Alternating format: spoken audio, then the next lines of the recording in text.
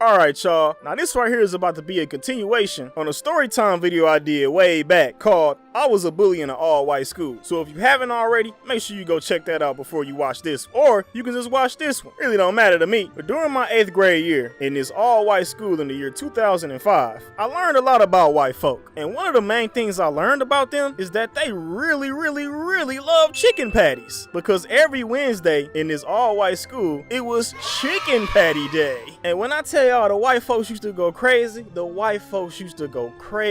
And check this out, it wasn't no exclusive chicken patty neither. It was the old dusty chicken patty that you got at Walmart. I think they called Tyson. Like you can get about 10 of them for $5. Like these were the chicken patties that these white folks are going crazy for. Until this day, I don't understand it. But after we would get done eating these dry ass chicken patties, my next class after lunch was a music class. Now just in case if y'all didn't know, but when I was in middle school, I didn't care about grades and I damn sure didn't care about no damn music class. So y'all already know I wasn't participating. But the music class I'm talking about was a choir class that required Young Gully to sing. And one thing I gotta tell y'all about Young Gully is Young Gully don't sing. Well, at least the songs that this old white lady was trying to get me to sing, because back in my elementary school, I had a black choir teacher, and this dude was amazing. This boy had us up in there singing Stevie Wonder. Y'all know the one that Isn't She Lovely? That boy had us up in there singing The Temptations, all type of classic Motown and oldies. And what was so dope about my music teacher when I was back in the hood is that this man actually wrote his own music too. Like even his songs was fire. One of his joints went like, looking out of my window, I see the sun so bright. Looking out of my window, I see the starry night.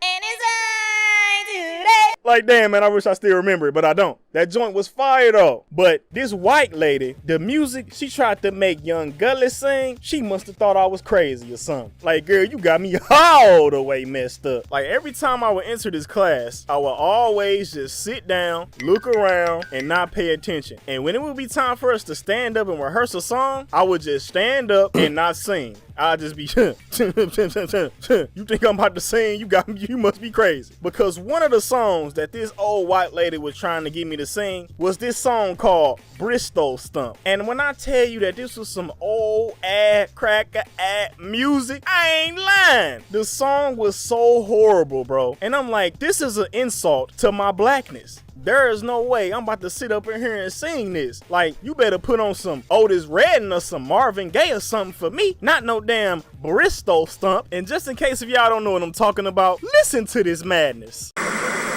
Kids in Bristol are sharp as a pistol when they do the Bristol Stump. Man, did y'all hear that? That boy said, oh, bad admit, bro. What do I look like singing this as a young black brother? Are you crazy? Like, do y'all see how offbeat these white men is? This is how offbeat the music teacher was. Like, how are you a music teacher and you offbeat? Every time I would see them rehearse this song, all these white folks would be all beat. But they'll be sitting up there, everybody living and everybody chilling and everybody doing a Bristol Stump. We in here chilling and they in here chilling and they doing the Bristol Stump. I'm like, what the, bro? Y'all got me messed up, kid. It got so funny because the music teacher knew I wasn't gonna participate. She was just sitting up there just looking at me the whole time like, girl, you know damn well I'm not about to sing these songs. Like, it was a lot of songs she had us singing, but that's the one that I could vividly remember the most for some reason. I don't know why. But it was a whole bunch of other honky songs like that she was singing. Like, it wasn't nothing with no soul. It was just all honky. And to get back on the music teacher, this lady had no idea how to direct a choir. Because like I said, everybody was off beat. And they ain't never get on beat. I mean, it really didn't matter anyway because I wasn't singing. But as time went on, I really began to love this class because I had a homeboy named Eric who looked just like the Eric off of that 70s show. And he used to come to class with his iPod. And every time the music teacher played music or they'd be rehearsing or whatever, he'd slide me his iPod so I won't have to hear the horrible music that's being played throughout the classroom. Because that music was so bad, bro, I used to get a headache. And my homeboy Eric was like, look, bro, if you ever get a headache or whatever, man, you can just, listen to my iPod. I can take it because, I'm Caucasian. So I said, cool. And when he would slide me his iPod, that boy had all type of ill music in his iPod. Now, I must let y'all know that my boy Eric was a straight up metalhead. So when he would slide me his iPod, I'd be up in that class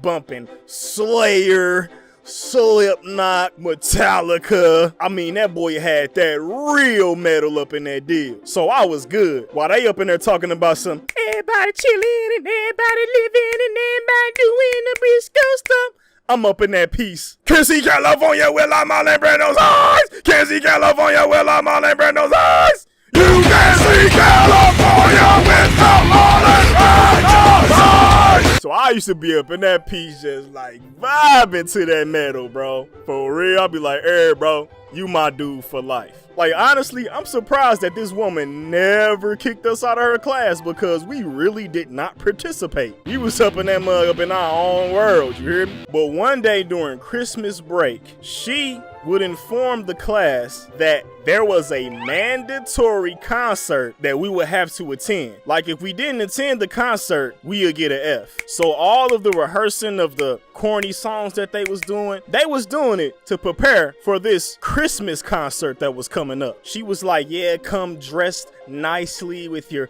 button-up shirts and your slacks, and all the girls come with a nice dress and all of this, and it's mandatory. If you don't show up, you're gonna get a bad grade. So while she was saying this nonsense, I looked over at my boy Eric and was like, bro, we ain't going. We ditching this. He was like, yeah, we sure is. And y'all already know I wasn't gonna be up in there. Like, there is no way that a young black brother like myself could be caught singing this type of music. I would not live to tell the tale to this day. I'd be highly ashamed of myself. And I would honestly feel like I would be letting my black community down if I participated in this concert. Like, this right here is affecting my blackness. I will never, ever participate in no damn Christmas concert singing this type of music.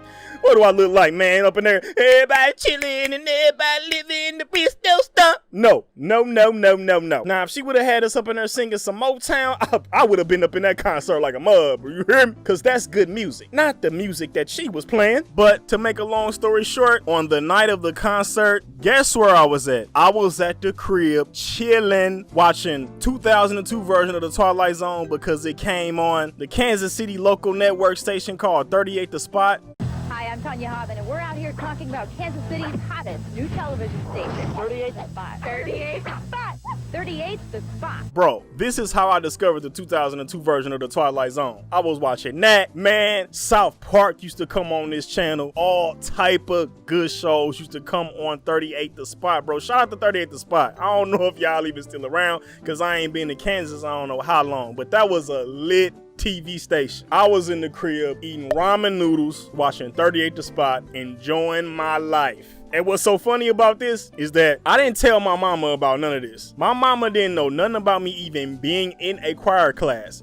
So my mama wasn't gonna, expect nothing because she don't even know. Don't nobody know. I'm just in the crib chilling. And then on top of that, bro, it was Christmas break. You think I'm about to spend my first day of Christmas break singing some cornball music? Man, they had me really messed up, y'all. No, this is not how I'm about to spend my first day of Christmas break. You got me all the way messed up, goddamn me. But after Christmas break, and we went back to school, got in the lunch line, ate the dry chicken patties. We would head down to the music class, and I would see my boy Eric. And the first thing I said was like, bro, what you do on your first day of Christmas break, man? Like, I'm gonna tell you what I did, bro. I was chilling, eating ramen noodles, burritos, chilling. You feel me? My boy Eric was like, man, that's what's up, man. I pretty much did the same thing. I got to the crib, ate some Cheetos, watched myself on that 70s show, and I just chilled out the whole day. I was like, bro, that's what's up, man. For sure. But my spirit would get crushed when the music teacher would bring up the Christmas concert, because she would say the Christmas concert went wonderful. It was a great time. Sadly, one person didn't make it. Even though I said that it was mandatory, they still didn't decide to show up. But all in all, it was a good concert. And everybody was looking around like, who was that one person? And she gonna look at me and say, the gentleman back there. And I'm looking like, yeah, damn Skippy, I wasn't about to come to that nonsense. But the fact that she called me out didn't make me mad. What made me mad was my dog Eric actually went to the concert. I looked at this boy and said, so you went? You went, my guy? He gonna look at me and say, man, but I didn't want to get an F. I said, you little Mark Buster. You know what? I should really cut you off as a homie, man. Like, for real. You really just sat up in here and played me like that and lied to my face talking about you went to the crib eating Cheetos. No, that's not what you did. You came to the concert dressed up exquisitely for the Bristol Stump. Like, I should really cut you off, bruh, because we supposed to be in this together. She was supposed to say, I had 2 people that didn't show up to the concert, not just me. He was like, bro, I'm sorry, man. I didn't know, man. Look, man, here, man, I got the new Korn album on my iPod. Like, I don't even want to listen to your damn iPod. Get your iPod away from me. I would rather listen to the Bristol Stump than to listen to your iPod, homie. It's gonna take me a while to accept you back as a homie. But eventually, I ain't gonna lie, man, Eric was still my dude. But that right there, I used to be like, bro, you ditched on that one, cuz. You were supposed to get your F proudly, then singing that crazy music, because me and him used to make fun of the music all day. He used to be sitting up there talking about this music is so trash. It's hurting my ears. I would never sing this crap. I am a freaking metalhead. I will not let my metalhead brothers down. Eric, you let your metalhead brothers down, bro. You let them down. You might as well go ahead and erase all the Slipknot, all the Korn, all the Metallica off your iPod and download the Bristol Stump greatest hits. Like, that's the only thing you need to be jamming to right now, kid. You need to be jamming that Bristol Stump. If that's not what you jamming, you ain't real. But thankfully, this class was just one semester, because I think the next semester, it was like we had gym class or something like that. I don't remember, but I think I took this music class for one semester. And the crazy thing about this is that my mama never received a phone call saying that your son ditched the music concert or none of that. Not that I cared, because, you know, I wasn't gonna ever be in that concert. My mama couldn't even drag me to that concert. I just wasn't gonna do it. But the fact that we didn't get a phone call, that was funny, because I think deep down inside the white teacher understood where I was coming from as a brother. Like, there is no way I'm gonna be singing this. And I already knew she was thinking like, no, he's not gonna sing this type of music. Like, she knew what was up. I already know. And the funny thing about this story, y'all, is that I recently told my mama this, because my mama never knew anything about me even being in a music class. So I told my mama this full story, and she was getting mad at me. She was like, boy, why you didn't tell me that you had a music concert back then when you was in middle school? I could have had you dressed up looking nice and had your little bow tie on and your slacks. I would have had you dressed up real nice in a little Christmas outfit. I said, mama, if you would have heard them songs that they had us singing, you would probably disown me as a son. She was like, boy, no, I wouldn't, because in the end, you would have been up there looking cute. Cute ain't enough, mama. It ain't enough. I will never get caught jamming the Bristol Stump. Never. Never, ever, ever, ever, ever, ever, ever. Chill out with all that back. Got that meat.